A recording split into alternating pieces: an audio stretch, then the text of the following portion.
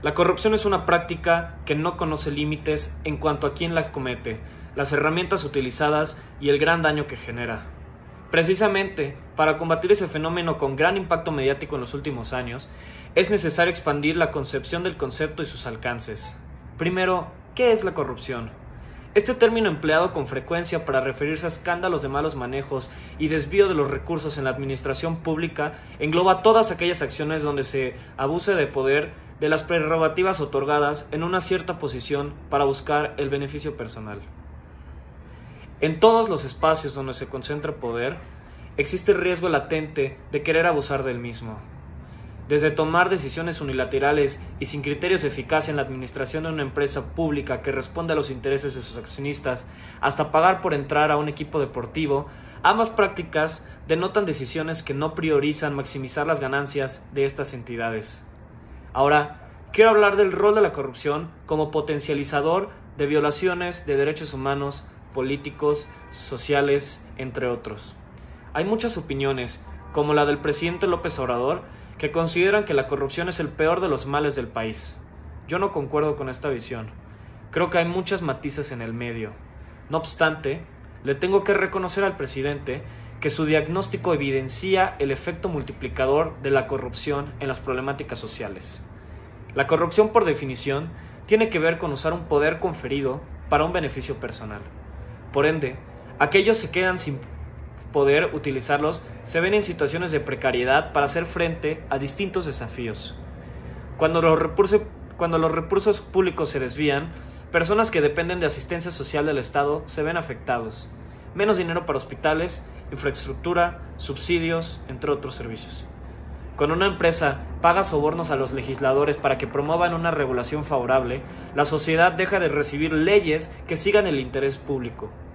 O, cuando un futbolista paga por jugar, el impacto del deporte como escape social pierde toda su legitimidad ante los espectadores que encuentran en el deporte un desahogo a la vida cotidiana. Estos ejemplos, aunque pueden parecer utópicos, son muy presentes. De hecho, tienen impacto directo en derechos humanos como la salud, vivienda digna, recreación o algo tan básico como tener certeza de que se vive en un estado que legisla con base en los intereses de sus ciudadanos. Ahora, conociendo los efectos y múltiples formas de corrupción, ¿cómo podemos combatirla? Bueno, pues existen diversas estrategias: auditorías externas, sistemas de monitoreo y evaluación, rendición de cuentas y transparencia son algunas de las acciones puntuales que se han puesto en marcha. Todas estas tienen mayor probabilidad de ser ejecutadas y de tener un resultado positivo bajo un sistema democrático. El hecho de que los funcionarios dependan del apoyo electoral de los ciudadanos representa, al menos en papel, un incentivo para actuar de forma ética. Indudablemente, esto no es suficiente. Es necesario apuntalar la democracia y la lucha contra la corrupción precisamente para conservar el espíritu de la elección libre. Sin los mecanismos de transparencia y rendición de cuentas mencionados, la decisión de los electores omitiría prácticas de corrupción, probablemente porque no serían del conocimiento público. Ahora, existe un gran debate sobre quién debe hacerse responsable por combatir la corrupción en su andar. ¿Los ciudadanos? ¿Los servidores? ¿Los negocios? ¿Quién? Pues yo creo que la respuesta es todos.